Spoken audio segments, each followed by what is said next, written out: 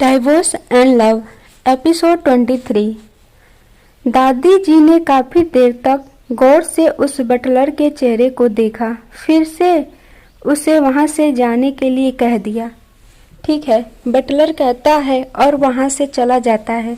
Buttler को नहीं पता था कि उसने सही काम किया है या नहीं। जब शुरुआत में रोशनी के साथ गलत व्यवहार किया जाता था तो वह बटलर ही था जिन्होंने रोशनी का बचाव करना चाहा था, लेकिन वीना जी के निर्देशों के आगे वो झुक गया और उसने रोशनी को पूरी तरह से नज़रअंदाज करना शुरू कर दिया। दादी काफी देर तक वहीं बैठी रहीं। उनके दिमाग में बहुत से विचार चल रहे थे। बाद में वे अपनी छड़ी के सहारे खड़ी होती हैं और उस रूम से बाहर चली जाती हैं। सिंह विला के मंदिर के सामने कुणाल ने घुटने टेके हुए थे। दादी अपनी छड़ी के सहारे मंदिर के अंदर आती हैं और दिया जलाती हैं। क्या आप जानते हैं कि रोशनी तुम्हें तलाक क्यों देना चाहती है? दादी मंदिर से बाहर आने के बाद कुणाल से पूछती हैं। दादी सबसे ज्यादा रोशनी से प्यार करती थी, फिर उसके बाद वो अपने पोते से प्यार करती थी। अगर रोशनी की जगह कोई और होता तो वह कभी भी कुणाल को घुटने टेकने की सजा नहीं देती। मुझे नहीं पता, कुणाल ने बिना किसी भाव के कहा। तुम क्या मुझे परेशान करने की कोशिश कर रहे हो? आपको ये नहीं पता कि आपकी वाइफ आपको क्यों डिवोर्स देना चाहती है? दादी कुणाल से गुस्से से कहती हैं। वो उसके घमंडी रवैये से चिढ़ गई थी। दादी, मुझे सच में नहीं पता कि वो मुझे क्यों डिवोर्स देना चाहती है, पर मैं कभी भी उसे डिवोर्स नहीं दूंगा, चाहे कुछ भी हो जाए, कुणाल घमंड के साथ कहता है। कुणाल सच में नहीं जानता था कि रोशनी उसे क्यों तलाक देना चाहती है। बस उसे इतना पता था कि उसने अचानक ही तलाक की डिमांड कर दी थी। कुणाल, जब उसे मुझसे प्यार था तब उसने मुझसे शादी कर ली, लेकिन अब जब उसे मुझसे प्यार नहीं है तो वो मुझे डिवोर्स देना चाहती है। मैं कभी भी ऐसा नहीं होने दूंगा। इससे पहले दादी कुछ कहती, कुणाल उनकी बात को बीच में काटते हुए कहता है। जब दादी कुणाल की बात सुनती हुई तो वो इतने गुस्से में थी कि वे अपनी चलने वाली छड़ी का इस्तेमाल कुणाल की पीठ पर मारने के लिए किया। गधे कहीं के, ये तुम किस तरह की बकवास कर रहे हो? क्या तुम सच में ऐसा सोचते हो कि मैंने रोशनी को तुमसे शादी इसलिए करने दी क्योंकि मैं उसके दादा की कर्जदार थी और उस कर्ज के बदले रोशनी तुमसे शादी करना चाहती थी? जिस तरह के तुम हो उस हिसाब से तुम अगर रोशनी से शादी नहीं करते तो और किससे शादी करते?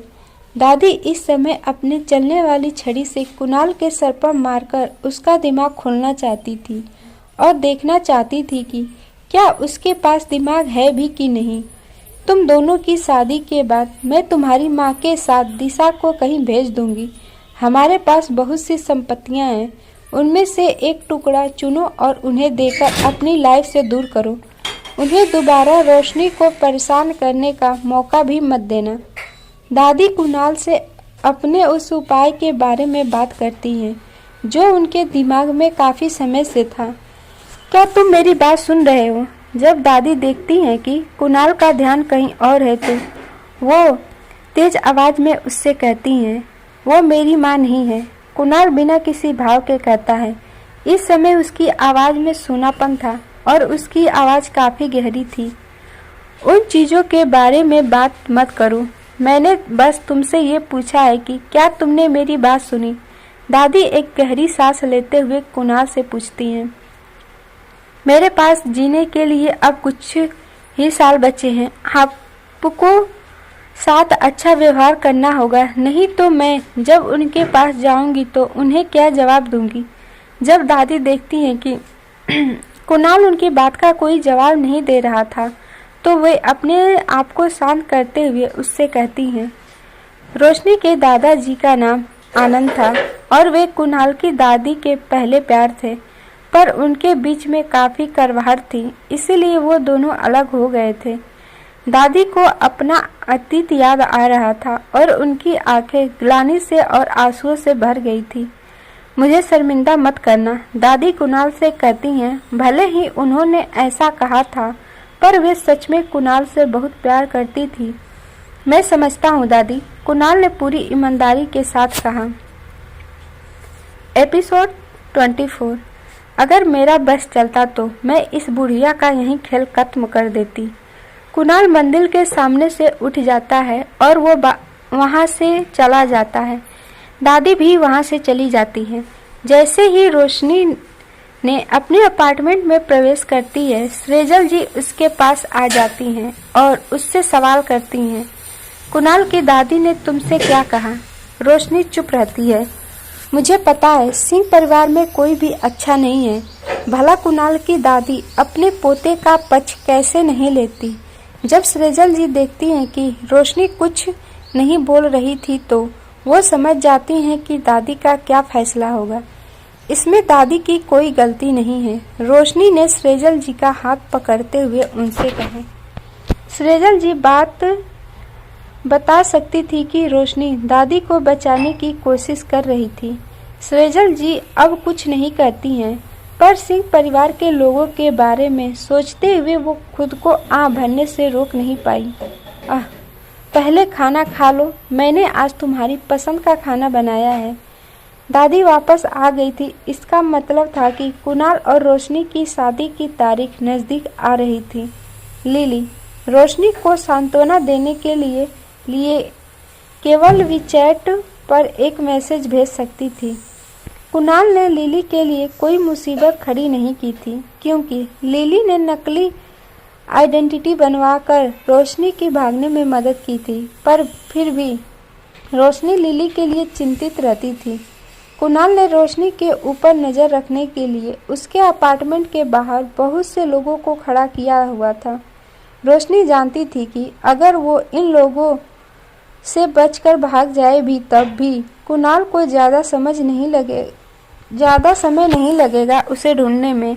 रोशनी को अब बिल्कुल भी नहीं लग रहा था कि जो उसने प्लान बनाया था कुणाल से 2 साल तक दूर रहने का, फिर उसके बॉस पर डिवोर्स मांगने का, वो सक्सेसफुल हो पाएगा।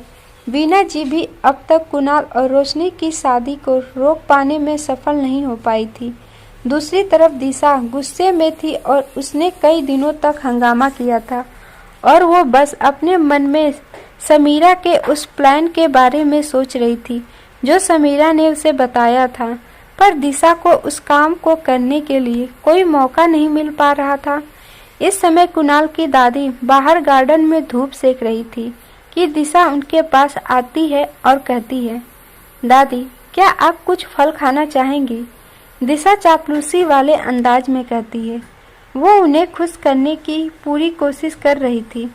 कुणाल की दादी ने दिशा पर कोई ध्यान न देते हुए अपनी आंखें बंद कर ली और ऐसा दिखाया कि वे सो रही हैं। दादी आप बहुत भेदभाव कर रही हैं। मैं भी आपकी पोती हूँ। आप मुझे ऐसे नज़रअंदाज नहीं कर सकती। इस समय दिशा की आवाज़ बहुत तेज हो गई थी। उसे दादी के ऊपर बहुत गुस्सा आ रहा था, पर कुणाल की दादी बेफिक्र थी। वो अपनी आंखें धीरे से खोलती हैं और दिशा को देखने लगती हैं। दिशा अपना जल्दी मुंह बंद कर लेती है। दादी की निगाह बिल्कुल कुणाल की तरह थी। दादी ने ही कुणाल को पाला था, लेकिन वो कहते हैं ना, कभी कभी शिष्य गुरु से आगे निकल जाता है। यहाँ पर भी ठीक वैसा ही हुआ था। मैंने कभी भी तुम्हें स्वीकार नहीं किया था। उन दोनों की शादी होने के बाद तुम अपनी माँ को सिंह परिवार में छोड़कर कहीं और जा सकती हो। दादी बिना किसी भाव के दिशा से कहती हैं। चाहे दिशा ने कुणाल की दादी के सामने कितनी ही हिम्मत दिखाने की कोशिश की हो, वह उनके सामने सिर्फ एक बच्ची बनके रह गई थी। दादी की बात सुनकर दिशा का चेहरा डर से पीला पड़ गया था और वो कुणाल की दादी पर चिल्लाते हुए कहती है, आपको क्या लगता है कि मैं यहाँ से चली जाऊंगी, वो भी सिर्फ उस गांव की गवार से हारकर? बिल्कुल भी नहीं। मॉम पहले ही कह चुकी हैं कि वो हमेशा मुझे अपने साथ रखेंगी। और वहीं कुणाल की बात तो ये कहने की बात नहीं है कि हम पहले से ही एक साथ हैं। दिशा अपने और कुणाल के बारे में झूठ बोलते हुए कुणाल की दादी से कहती हैं क्योंकि वो नहीं चाहती थी कि दादी उसे इस परिवार से निकाले। बस आप देखते जाइए, हम दोनों के बीच में पहले से ही एक दूसरे के काफ़ी क्लोज हैं। वो कभी भी मुझे यहाँ से इतनी आसानी से नहीं जाने देंगे। दिशा अपनी बात आगे कंटिन्यू करते हुए कुणाल की दादी से कहती है। दिशा के बातों को सुनकर अब तक दादी काफ़ी गुस्से में आ जाती हैं। जब दिशा दादी को इतने गुस्से में देखती है तो वो जल्दी से वहाँ से 9 2 11 हो जाती है। अगर मेरा बस चलता तो मैं इस बुढ़िया का यही खेल खत्म कर देती। उस गवार का इस बुढ़िया के साथ बिल्कुल भी खून का रिश्ता नहीं है, फिर भी ये बुढ़िया ऐसे दिखाती है कि इसका उस गवार के साथ खून का रिश्ता है। दिशा अपने मन ही मन रोशनी को कोसते हुए कहती है। कुणाल की दादी उठती हैं और अपनी छड़ी की मदद से दिशा का पीछा करने लगी थी, पर जैसा कि वे काफ़ी बूढ़ी थी, वे उसका पीछा करने में असमर्थ रहती हैं और वहां खड़े एक पत्थर से टकरा के गिर जाती हैं। जैसे ही रोशनी को इस बारे में पता चलता है, वो हॉस्पिटल के लिए निकल जाती हैं। कुणाल की दादी को पहले ही इमरजेंसी वार्ड से दूसरे वार्ड में शिफ्ट कर दिया गया था। कुणाल, वीना जी और सिंह परिवार के कुछ नौकर वहां पर मौजूद थे, पर दिशा कहीं भी नजर नहीं आ रही थी। मैं नहीं मरूंगी, आप सभी घर वापस जा सकते हैं, कुणाल की दादी सभी से कहती हैं। इस समय उनकी आवाज़ काफ़ी शांत थी और वे दिशा से काफ़ी ज़्यादा नाराज़ थी। माँ, आप ऐसा क्यों? वीना जी अभी कुछ कहने ही वाली थी कि कुणाल की दादी ने उन्हें टोका। मैंने कहा घर वापस जाओ। हालांकि कुणाल की दादी की तबीयत अभी ठीक नहीं थी, लेकिन जब वे वीना जी को देख रही थी तब उनकी आंखें चाकू की तरह तेज थी। दादी जी की उन चाकू की तरह तेज निगाहों को देख वीना जी का दिल कांप उठा था। उन्होंने चिंतित होने का नाटक किया और सिंह परिवार के नौकरों को कुछ दूर ले जाकर उनसे कुछ कहने लगी। जब वीना जी रोशनी को वार्ड के दरवाजे पर देखती हैं तो उनकी आंखों में रोशनी के लिए तिरस्कार उतर आता है और वे रोशनी को पूरी तरह से नज़रअंदाज कर देती हैं। रोशनी, जब कुणाल की दादी रोशनी को वहां देखती हैं तो उनका दिल नरम पड़ जाता है और वे खुशी के साथ उसे पुकारती हैं। दादी, क्या आप ठीक हैं? रोशनी कुणाल की दादी के बेड के पास चली जाती है और चिंता के साथ उनसे पूछने लगती है। उसकी आंखों में दादी के लिए जो चिंता थी वो नकली नहीं थी। मैं ठीक हूँ, बस मेरे पैर में गलती से एक मोच आ गई थी। यहाँ 2 दिन में ठीक हो जाऊंगी। दादी जब रोशनी को परेशान देखती हैं तो वे उसे शांत करते हुए कहती हैं। कुणाल, आपको भी वापस जाना चाहिए, रोशनी यहाँ है मेरे साथ। कुणाल की दादी एक मुस्कान के साथ कुणाल से कहती हैं। रोशनी को वहाँ पर देखकर वो सच में काफ़ी ज़्यादा खुश थी। कुणाल जाना तो नहीं चाहता था, पर फिर भी वो दादी की बात को मानते हुए वहाँ से चला जाता है। एपिसोड 25।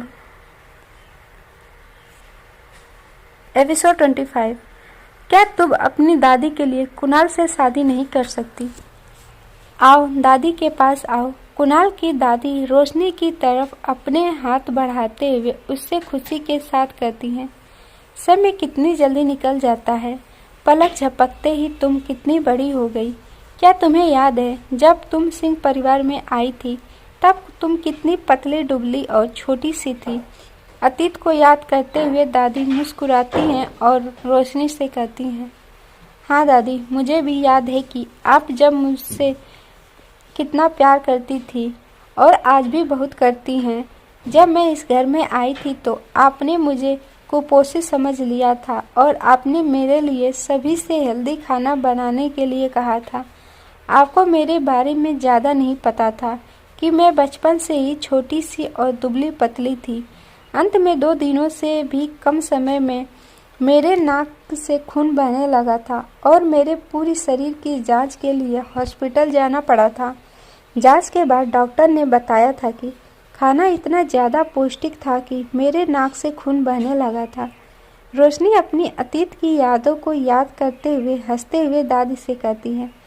इस समय दादी और रोशनी दोनों ही एक दूसरे को प्यार से देख रहे थे और हंस रहे थे। रोशनी का परिवार ज़्यादा अमीर नहीं था, पर फिर भी उनके पास पैसों की कमी नहीं थी। ऐसी कोई चीज़ नहीं थी जिसे वे खरीद नहीं सकते थे। इसके अलावा रोशनी के दादाजी रोशनी से बहुत ज़्यादा प्यार करते थे, इसीलिए वे कभी भी नहीं चाहते थे कि उनकी लाडली पोती इस दुनिया में अकेली रहे। तुम्हारी दादी इस पूरे जीवन में तुम्हारे दादाजी की कर्जदार रहेंगी। जब तक हमें उसके बारे में पता चलता था, तब तक वो इस दुनिया से जा चुके थे। मैं बस तुम्हें वो लौटाना चाहती हूँ जो तुम्हारे दादाजी का मेरे पास बकाया था। दादी, मैं रोशनी बोलने ही वाली थी कि दादी ने रोशनी के कंधे पर थपकी दी। इसका यही मतलब था कि अब उसे कुछ और नहीं बोलना चाहिए। मैं मानती हूँ कि मैं स्वार्थी हूँ, क्योंकि मैंने तुम्हें कुणाल को तलाक देने से मना कर दिया है, क्योंकि मैं जानती हूँ कि जिस तरह का कुणाल है, उसके साथ और कोई भी लड़की पूरी जिंदगी उसके साथ नहीं रह सकती। दादी रोशनी से कहती हैं। दोनों के बीच का माहौल बहुत हल्का था, जैसे कि वे नॉर्मल बात कर रहे थे। हम दोनों के तलाक के बाद ऐसी बहुत सी लड़कियां होंगी जो उनके साथ खुशी खुशी रहने के लिए तैयार होंगी, रोशनी दादी से कहती है। दादी अपना सर हिलाती हैं। रोशनी, तुम्हें पता होना चाहिए कि जिस तरह का कुणाल है, उसके साथ तुम्हारे अलावा किसी और का रहना आसान नहीं हो सकता है। दादी ने अपनी आंखें बंद करते हुए रोशनी से कहा। दादी जानती थी कि वो रोशनी के साथ गलत कर रही थी, इसीलिए वो अंदर से दुखी थी। दादी ने बचपन से ही कुणाल को पाला था। उन्होंने उसे बचपन से ही सिखाया था कि बड़े परिवारों में कैसे रहा जाता है। उन्होंने कभी भी उसके पसंद नापसंद की परवाह नहीं की थी, जिसका यहाँ परिणाम हुआ कि वो एक ठंडे दिल वाला इंसान बन गया था। इसीलिए उसने कभी भी किसी भी भावनाओं की परवाह नहीं की थी। रोशनी, तुम्हें नहीं पता कि जब मुझे पता चला था कि तुम कुणाल को पसंद करती हो, मैं कितना ज़्यादा खुश थी। दादी रोशनी से कहती हैं। भले ही उन्हें दिशा की बातों पर विश्वास नहीं हुआ था, पर वे उसकी बातों से समझ चुकी थी कि किन रोशनी के बिताए कुछ साल काफ़ी बुरे थे।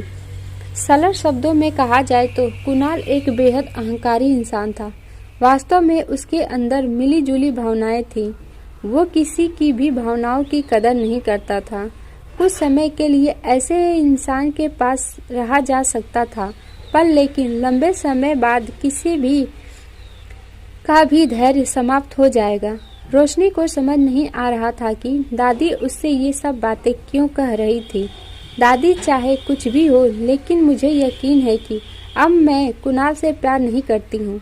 रोशनी ने एक आह भरते हुए दादी से कहा।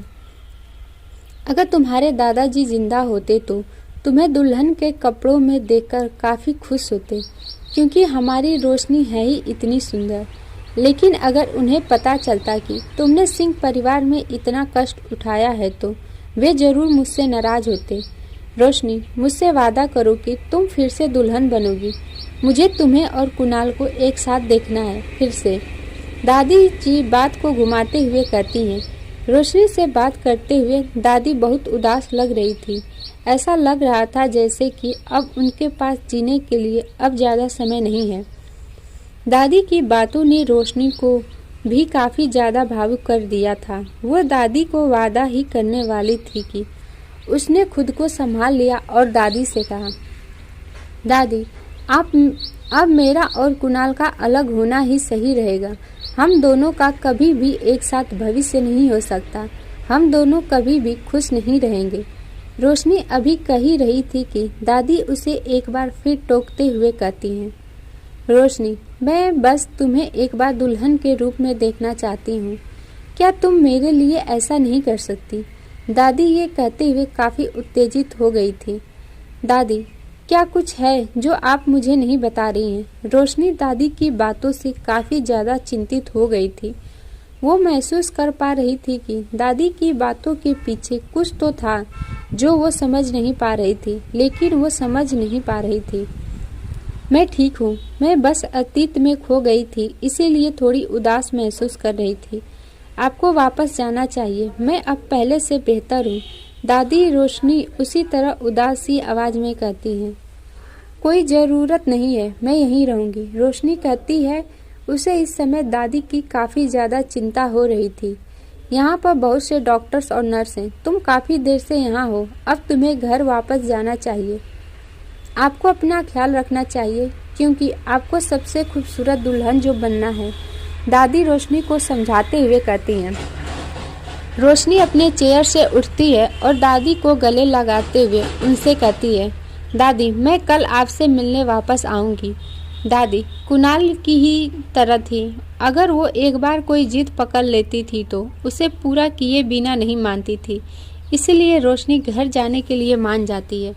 नहीं तुम कल मत आना, तुम्हें अभी बस आराम करना है और अपनी शादी का वेट करना है। दादी काफ़ी धीमी आवाज़ में रोशनी से कहती हैं। ठीक है, बाय दादी। रोशनी दादी को बाय बोल उस वार्ड से निकलने लगी कि दादी ने उसे आवाज़ दी। रोशनी, क्या मैं तुमसे एक एहसान मांग सकती हूँ? अगर कुणाल फ्यूचर में कभी परेशानी में हो तो तुम उसकी मदद करना। वो सिंह परिवार का इकलौता वारिस है और सिंह कॉर्पोरेशन का CEO है। शायद मैं उसकी हमेशा मदद ना कर सकूं। दादी की बात ने रोशनी को काफ़ी ज़्यादा परेशान कर दिया था, इसीलिए वो ईमानदारी से उनसे कहती है। आप सबको ये एपिसोड कैसा लगा प्लीज़ कमेंट करके बताना ना भूलिएगा। और जिन्होंने भी हमारे चैनल को सब्सक्राइब नहीं किया है, प्लीज़ आप सब हमारे चैनल को सब्सक्राइब कर लीजिएगा, ताकि हमें मोटिवेशन मिलती रहे और हम आप सबके लिए ऐसी ही प्यारी प्यारी स्टोरी लाते रहें। मिलते हैं नेक्स्ट एपिसोड में, तब तक के लिए bye bye and take care.